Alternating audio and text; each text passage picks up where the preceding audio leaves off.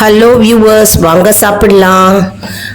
All in one zone cooking சேனலுக்கு உங்களை அன்புடன் வரவேற்கிறேன். இன்னைக்கு நம்மளுடைய சேனல்ல நம்ம இது என்ன பார்த்துட்டு இருக்கீங்க அப்படின்னு பார்க்கலாம். அதுதாங்க இன்னைக்கு சாம்பார் பொடி நம்ம செய்ய போறோம். அதற்கு முன்னால நம்முடைய சேனலை இதான் ஃபர்ஸ்ட் டைம் பார்க்குறவங்களா இருந்தாலும் சரி, சப்ஸ்கிரைப் பண்ணாம பார்க்குறவங்களா இருந்தாலும் சரி, நம்ம சேனலை சப்ஸ்கிரைப் பண்ணிக்கோங்க. கூடவே அந்த பெல் பட்டனை பிரஸ் பண்ணிக்கோங்க. ஆல் என்கின்ற ஆப்ஷனையும் பிரஸ் பண்ணிக்கோங்க. அப்பதான் நான் போடுற வீடியோஸ் எல்லாம் உங்களுக்கு உடனுக்குடன் நோட்டிபிகேஷன்ல மிஸ் பண்ணாம தெரிய வரும். சரி, வாங்க இப்போ வீடியோல போய் இப்போ இது சாம்பார் பொடி எப்படி செய்யறது அப்படின்னு பார்க்கலாமா. இந்த சாம்பார் பொடி பார்த்தோம்னா இது வெத்த குழம்புக்கும் நம்ம யூஸ் பண்ணலாம். அதே மாதிரி ரசம் பண்ணுவோம் இல்லையா, தக்காளி ரசம், அது பண்ணும்போதும் இந்த பொடி யூஸ் பண்ணலாங்க. அருமையான ஃபர்ஸ்ட் கிளாஸாக கமகமன்ற பொடி, வீட்டிலேயே தயாரித்த சுத்தபத்தமான சாம்பார் பொடி. வீட்டில் தயாரிக்கிறதுனாலே கேட்பானே, அதுவே கம்முன்னு வாசனையாக இருக்கும். வீட்டு சாம்பார் பொடி இஸ் டிஃப்ரெண்ட் ஃப்ரம் கடை வெளியில் வாங்குற சாம்பார் பொடி இல்லையா, அது எல்லாருக்கும் தெரியும். இப்போ நம்ம சாமான்லாம் எடுத்து வச்சிடலாம். சாம்பார் பொடிக்கு தேவையான சாமான்கள்லாம் வாங்கிட்டோம். இப்போ பாருங்க, எல்லா சாமானும் நம்ம வாங்கிட்டோம். சரி, வாங்க இதெல்லாம் என்ன சாமான் அப்படின்னு பார்க்கலாம். அதாவது 1/4 கிலோ தனியா, 1/4 கிலோ மிளகாய் வற்றல், 100 வெந்தயம், அதுக்கப்புறம் 100 மிளகு, அப்புறம் துவரம்பருப்பு 200 போட்டுருக்கேன் பாத்திரத்தில். அதுக்கப்புறம் கடலைப்பருப்பு 100 மற்றும் கருவேப்பிலையை நல்லா அலம்பிட்டு நம்ம இதில் காய வச்சு லேசாக வறுத்துண்டு போட்டுக்கலாங்க. இதாங்க முக்கியமான சாமான்கள். நம்ம மஞ்சள் சேர்த்துக்கலாம். அதாவது சாம்பாருக்கு விரலி மஞ்சள் சேர்த்துக்கலாம் சாம்பாருக்கு. நான் இதில் மஞ்சள் போடலை, ஏன்னா வண்டு வந்துடுறது அப்படின்னு. சாம்பார்லேயே டைரெக்டாக போட்டுக்கலாம் அப்படின்னு நான் சேர்த்துக்கல. நீங்கள் வேணுன்னா நீங்கள் மஞ்சள் சேர்த்துக்கலாம். அது ஒரு 1/4 கிலோ கூட போட்டுக்கலாம் நீங்கள். இப்போ நம்ம இப்போ இதெல்லாம் ஒன்று ஒன்றா நம்ம பிரித்து கொட்ட போகிறோங்க. வெயிலில் காய வைக்கணும் இல்லையா, அதனால் பிரித்து கொட்ட போகிறோம். முதல்ல நான் கடலைப்பருப்பு 100 எடுத்து வச்சுட்டுருக்கேன் பாத்திரத்தில். அப்புறம் துவரம்பருப்பு 200, அதையும் கொட்டிக்க போகிறோம் சேர்த்து ஒரு பெரிய பேஸில். அடுத்தது 1/4 கிலோ மிளகாய் வற்றல், பெரிய பெரிய நீட்டு மிளகாய் வற்றல் வாங்கியிருக்கேன். நீங்கள் குண்டு மிளகாயும் வாங்கிக்கலாம். நான் நீட்டு பெரிய மிளகாய் வற்றல் வாங்கியிருக்கேன். இது போட்டால் நல்லா இருக்கு. அப்புறம் தனியா 1/4 கிலோ, 1/4 கிலோ மிளகாய், 1/4 கிலோ தனியா. இப்போ தனியாவை நம்ம கட் பண்ணிக்கலாம். சிசர்ஸால் நம்ம அந்த பிளாஸ்டிக் கவரை கட் பண்ணிட்டு நம்ம அதில் ஒன்றா கொட்டிக்க போகிறோம். அதாவது காய வைக்கும்போது மிளகாயும் தனியாவும் மட்டும் காய வைக்கலாம். அப்படின்னா மிளகாய் வற்றல் மட்டும் தனியாக காய வச்சுட்டு மற்ற சாமான்கள்லாம் தனியாக இன்னொரு தட்டில் போட்டு காய வச்சுக்கலாம். நான் என்ன பண்ணிட்டேன், எல்லாமே சேர்த்து 2 தட்டாக பிரிச்சுண்டு காய வச்சுருக்கேன். இப்போ மிளகாயை கொட்டின்ட்டோம், அடுத்தது தனியாயும் கொட்டின்ட்டோம். 1/4 கிலோ மிளகாய் கொட்டிண்டாச்சு, 1/4 கிலோ தனியாவை நம்ம இதில் கொட்டின்ட்டோம். பெரிய அகலமான பேசின்ல கொட்டின்ட்டோம். துவரம்பருப்பும் கொட்டிண்டாச்சு. இதை பாருங்க, துவரம்பருப்பு கொட்டின்ட்டோம். 200 கிராம் துவரம்பருப்பு எடுத்துட்டுருக்கேன். கடலைப்பருப்பு 100 கிராம் எடுத்துட்டுருக்கேன். அடுத்தது நம்ம ஒன்று ஒன்றா இப்போ கொட்டிக்கலாம். அடுத்தது சீரகம் இல்லை, வெந்தயம். வெந்தயம் 100 வெந்தயம், 100 கிராம் வெந்தயம். இதை நம்ம கட் பண்ணிண்டாச்சு. கட் பண்ணிட்டு இப்போ நம்ம இதில் கொட்டிக்கிறோம். அடுத்தது மிளகு எடுத்து வச்சுருக்கோம். மிளகும் 100 கிராம் எடுத்து வச்சுருக்கோங்க. பாருங்க, மிளகு எடுத்து கொட்டின்னு இருக்கோம். இப்போ மிளகு 100, நல்லா கருமிளகு. மிளகு நல்லா சூப்பராக எல்லாமே வெயிலில் நல்லா காயணுங்க. நல்லா காஞ்சாதான் நமக்கு நல்லா பொடி நல்லா லாங் லாஸ்டிங்காக வரும் நம்மளுக்கு. வெந்தயம் 100 கொட்டின்ட்டோம். எல்லாமே 100 கிராமு போட்டுட்டோம்.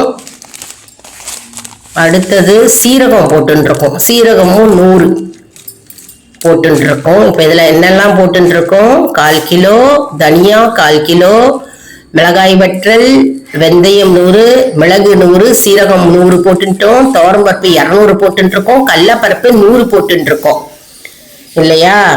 போட்டுட்டு நல்லா கீழிருந்து மேலே வரைக்கும் நம்ம கலரி கொடுத்துக்கிறோம். நல்லா ஸ்ப்ரெட் பண்ணிக்கணும் இல்லையா? அதனால மஞ்சள் வேணும் அப்படின்றவங்க மஞ்சள் வாங்கி போட்டுக்கலாம். நான் மஞ்சள் போடலை, ஏன்னா வண்டு வருது அப்படின்றதுனால. வண்டு வராம இருக்கணும் அப்படின்னா என்ன பண்ணணும்னா, நீங்க அரைக்கிறதுக்கு முன்னால நீங்க வந்து ஜஸ்ட் ஒரு சிட்டிகை கல்லுப்பு போட்டுட்டு மொத்தமா அரைச்சின்னு வந்துடலாம். கொஞ்சோண்டு ஜஸ்ட் ஒரு பிஞ்சு கல்லுப்பு போட்டு நீங்க அரைச்சின்னு வந்தீங்கனாலும் உங்களுக்கு வண்டு வராம இருக்கும். ஏர்டைட் கண்டெய்னர்ல போட்டு நம்ம ஸ்டோரேஜ் பண்ணி வச்சுக்கலாங்க. இப்போ பாருங்க, நம்ம எல்லாத்தையும் கலரி கொடுத்துக்கிறோம். நான் மஞ்சப்பொடி சாம்பார் செய்வேன் இல்லையா? சாம்பார் செய்யும் போது அதில் போட்டுருவேன். அதனால நான் மஞ்சள் சேர்த்துக்கிறது இல்லை, இதில் போட்டுக்கல. மஞ்சள் வேணும்னா மஞ்சள் போட்டுக்கலாம். இப்போ நம்ம மிஷினில் கொடுத்து கொடுக்கும்போது 1/4 கிலோ மிளகா, 1/4 கிலோ தனியா அப்படின்னு தான் கொடுத்து அரைப்போம். அவங்க வெயிட் மொத்தமாக போடுவாங்க. அதுக்கு எவ்வளோ வரும்னு அவங்க மொத்தமாக வெயிட் போட்டு அவங்க சொல்லுவாங்க. பாருங்க, எல்லா சாமானும் போட்டாச்சு. சாம்பார் பொடி தான் ஸ்பெஷாலிட்டிங்க. சாம்பார் பொடி கம்மன்னு சூப்பராக செஞ்சுட்டு வந்துட்டோம்னா நமக்கு சாம்பாரே அட்டகாசமா இருக்குங்க. காரசாரமா சுவையா இருக்கும். இன்னும் வேணும் இன்னும் வேணும்னு கேட்பாங்க. அதனால நமக்கு இந்த சாம்பார் பொடி தான் கவனமா நம்ம செய்யணும். இப்போ இன்னொரு பிளேட் எடுத்து வச்சுட்டு இருக்கோம். 2ஆ பிரிச்சுட்டு இருக்கோம் இல்லையா? அது பாதி அந்த பிளேட்ல போட்டுட்டோம். இப்போ இதுல அடுத்த பாதியை போட்டு ஸ்ப்ரெட் பண்ணிக்கிறோம் இதுல. ஸோ 2 பிளேட்டு தனித்தனியா வச்சுட்டு நம்ம ஸ்ப்ரெட் பண்ணிக்கிறோம். வெயில்ல காய வைக்கும் போது ஈஸியா இருக்கும். மொத்தமா ஒரே இதுல போட்டு காய வைக்காம 2 பிளேட்லயும் காய வைக்கணும். நல்லா காஞ்ச பிறகு இது நல்லா காஞ்சிருக்கு அப்படின்னு நமக்கு எப்படி தெரியும் அப்படின்னா, ஒரு 3 நாள் நல்லா வெயில்ல வைக்கலாங்க. மிளகாயை வச்சு எடுத்து நீங்க கிள்ளி பார்த்தீங்கன்னா முறுன்னு உடையும். எல்லாம் சவுண்டு கேட்கும் உடையும் போது. சும்மா ஒரு ஓரத்துல நீங்க உடைச்சி பார்த்தீங்கன்னா மிளகாய் வற்றலை நீங்க உடைச்சி பார்க்கும்போது இது நமுத்து போற மாதிரி இருந்தது, இந்த முறுன்னு சவுண்டு வரல அப்படின்னாக்க இன்னொரு தடவை நீங்க இன்னொரு நாள் காய போடணும் அப்படின்னு அர்த்தம். இப்போ மிளகாயும் தனியா எல்லா சாமானும் 2 பாத்திரத்துல போட்டுட்டு தனித்தனியா போட்டுட்டு வெள்ளை துணி இருக்கு இல்லையா, மெலிசா, அந்த துணியை வச்சு மூடிடணும். ஏன்னா மண்ணு, குப்பை, முடி எல்லாம் அதுல விழும். நம்ம மொட்டை மாடியில காய வச்சாலும் சரி, மாடிப்படியில காய வச்சாலும் சரி, எந்த இடத்துல காய வைக்கிறீங்களாலும் எல்லா தூசி விடும். அதனாலதான் நம்ம அதை மூடி வைக்கிறோம். அப்போ சன்லைட் டைரக்டா படும். நல்லாவும் சாமான் நல்லா முறுமுறுப்பாவும் இருக்கும். எந்த தூசி டஸ்ட் எதுவுமே விழாதுங்க. நல்லா வெயில்ல 3 நாள் காய வச்சு மிஷின்ல போய் அரைச்சி எடுத்துன்னு வந்த பொடி தான் இது. நீங்க இப்ப பாக்குறீங்க, கம்மன்னு இருக்கிற சாம்பார் பொடி எவ்வளவு அருமையா இருக்கு பாருங்க. 1/4 கிலோ மிளகா, 1/4 கிலோ தனியா போட்டு அரைச்சதே, எல்லா சாமானும் சேர்த்து அரைச்சதே அவங்க 1 கிலோ இருந்திருக்கு. 1 கிலோ 3 கிராமோ என்னமோ சொன்னாங்க. மிஷின்ல கொண்டு அரைச்சின்னு வந்தாச்சு. நல்லா காரசாரமா இருக்குங்க. புது சாம்பார் பொடினாலே நல்லா காரசாரமா இருக்கும். நாளடைவில் இது காரம் கொஞ்சம் எப்பவுமே போக போக கொஞ்சம் கம்மியான மாதிரி தெரியும் நமக்கு. இப்போ கொஞ்சோண்டு சிட்டிகை உப்பு போட்டு தான் அரைச்சின்னு வந்தா இதுல வண்டு வராது, எந்த பூச்சியும் தாக்குதல் இருக்காது. வேணா நம்ம அரைச்சின்னு நம்ம பாக்ஸ்ல நல்லா ஏர்டைட் கண்டெய்னர்ல போட்டு ஃப்ரிட்ஜில் ஸ்டோரேஜ் பண்ணிக்கலாம். தனித்தனி பாக்ஸா போட்டுட்டு. சில பேர் வெளியில வாங்குறவங்களும் இருக்காங்க. சாம்பார் பொடி டக்குன்னு ஈஸியா வெளியில வாங்கின சாம்பார் பொடி அது டிஃப்ரெண்டா இருக்கும். அதுல நிறைய மசாலாலாம் போட்டிருப்பாங்க. அது ஒரு மாதிரி ஹோட்டல் டேஸ்ட் வருங்க. அதுவும் எக்ஸலண்டா இருக்கும். எது பிடிச்சிருக்கோ அது நம்ம பண்ணலாம். அதாவது வந்து வீட்டில் பண்ணுற சாம்பார் பொடி வந்து ஆத்தென்டிக்காக இருக்கும். ட்ரெடிஷ்னல் சாம்பார் பொடி இது. Traditional authentic ancient type sambar பொடி தான் நம்ம இன்னைக்கு செஞ்சுருக்கோம். இதில் நான் வந்து எந்த மசாலாவும் கலக்கலை. சில பேர் இதில் வந்து கிராம்பு கலந்துக்கிறாங்க, பட்டை கூட கலந்துக்கிறாங்க சில பேர், உங்களுக்கு வாசனையாக வேணும் அப்படின்னு. நான் அதெல்லாம் வந்து கலக்கலை. அதெல்லாம் கலந்தால் வந்து பிடிக்காது, சாம்பார் சாதம் வீட்டு டேஸ்ட் வராது, ஹோம்லி டேஸ்ட் வராது அப்படின்னு நான் அதெல்லாம் கலக்கலைங்க. ஆர்டினரி ட்ரெடிஷ்னலாக அந்த காலத்தில் இருந்து செய்கிற ஆத்தென்டிக் சாம்பார் பொடி இது. இந்த மாதிரி நிறைய பேர் வீட்டில் இந்த மாதிரி சாம்பார் பொடி செய்வீங்க. இப்போ இது வந்து பேச்சுலர்ஸ்க்கு ரொம்ப யூஸ்ஃபுல்லாக இருக்கும். நியூலி மேரிடு கப்பிள்ஸ் இருக்காங்க இல்லையா, மேரேஜ் ஆன புதுசில் உங்களுக்கு என்ன சமைக்கிறது, எப்படி இந்த பொடியெல்லாம் பண்ணுறது அப்படின்னு தெரியாமல் இருப்பாங்க இல்லையா, அவங்களுக்கு இந்த வீடியோ ரொம்ப யூஸ்ஃபுல்லாக இருக்கும். சாம்பார் பொடி எப்படி செய்யறது அப்படின்னு வெளியிலேயே வாங்கிட்டு இருக்கோமேனு இருக்கும் இல்லையா, அவங்களுக்கு நியூலி மேரிடு கப்பிள்ஸ்க்கு சமையல்னா என்ன அப்படின்னு தெரியாதவங்களுக்கு இது ரொம்பவே யூஸ்ஃபுல்லாக இருக்கும் இந்த வீடியோ. மற்றும் பேச்சுலர்ஸ்க்கு வந்து வேலைக்கு போகிறாங்க, அப்புறம் படிக்கிறவங்க ஹாஸ்டலில் தங்கி அவங்களுக்குலாம் வந்து வீட்டிலேருந்து சாம்பார் பொடி கொடுத்து அனுப்பிச்சிடுவாங்க.